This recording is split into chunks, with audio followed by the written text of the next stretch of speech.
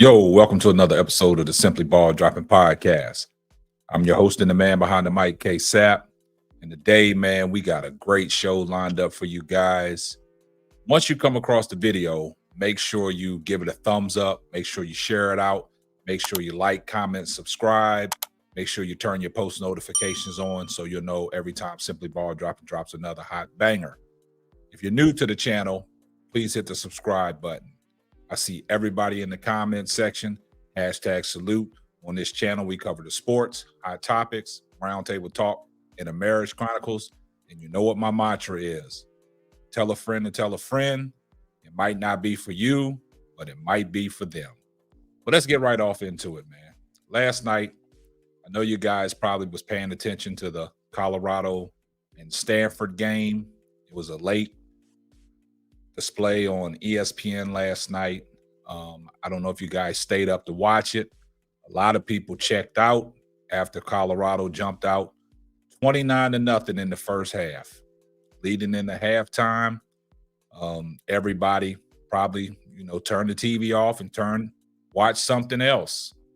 But when a lot of people woke up this morning, they woke up to the news that Stanford roared all the way back and beat Colorado in double overtime. Now, the reason why I want to talk about this is because ever since Deion Sanders has taken over the Colorado Buffaloes football team, a lot of hype has been surrounded around, Deion Sanders in Colorado. A lot of people trying to make their way to Boulder. A lot of people down there in press row. A lot of people on the sidelines, celebrities, entrepreneurs, movie stars, even Rock the wrestler, rappers leading Deion out of the tunnel alongside the Colorado Buffaloes. And a lot of people has been really preying on Deion's downfall. We won't have to mention too many names because you know who I'm talking about. But there's a lot of people that's cheering for Deion. Deion has stepped into Colorado and changed that program. He got the kids to buy in. He's turned that program around from a season that they had last year of 1-11. He's jumped out to a 4-2 start heading into last night's game. But after last night's debacle, now they're 4-3. Had a chance to go 5-2. But that didn't happen. You take your hat off to Stanford and what they was able to do. They had a stud receiver that really was just tearing Colorado's secondary up. Secondary really didn't have a great display in. Travis Hunter was coming back from injury, playing on the defensive side of the ball, and that's where he states his claim. And he was getting torched the whole game. I don't know if that's because of him just getting back, didn't have his win, but offensively, he showed what he was capable of doing once he got the ball in his hands. He had 2 touchdowns. The first touchdown was electrifying with the catch and spin move and run to the corner in the end zone. But Colorado's secondary let them down last night. Started off with the 97-yard touchdown. That receiver, number 13, I'm not even going to try to bash his name or debacle his name, but he was giving Colorado that work. He went for over 200 and some yards, had a 97-yard touchdown, and then the amazing catch in overtime on top of Travis Hunter's head. And in the NFL, what does Randy Moss say? You got Moss. But outside of that, that was a humbling defeat that Colorado took last night. And a lot of people woke up and they was real giddy about it because they was waiting for this to happen and they wanted this to happen. And ESPN, a major network, went on their Twitter account and decided to troll Deion Sanders and the Colorado Buffaloes. I've never seen this from a major network do something like this to any other head coach that has came along the way in college football. They never did it to Bobby Bowden, Jerry Sarkisian, Dabo Swinney. They never did it to Alabama's coach. They never did it. But last night, that goes to show that a lot of people want to see Deion Sanders fail.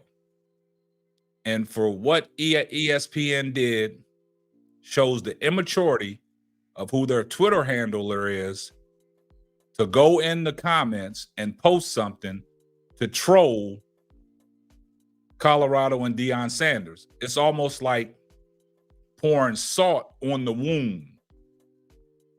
In the press conference, Deion Sanders didn't take it well, but he answered all the questions. He faced the music.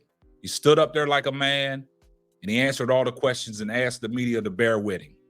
But it came to one point where they asked him a question about a few things, and this is how Deion responded.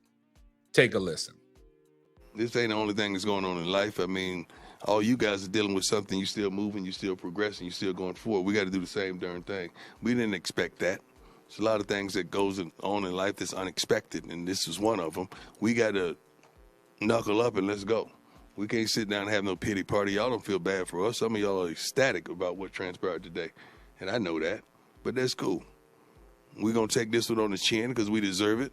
29, I've never been in one of these types. I don't remember, from youth on, I don't remember being up 29-0 and losing a football game. I really don't. This is a little tough for me, and I'm trying my best, and I thank you all for your patience, and I thank you for your heart, because this is really tough for me. But you can see when I'm amping up and I kind of see this stuff coming, you can see why I go at it like I go at it, because I could feel my team. I could feel what's about to transpire, and here we go.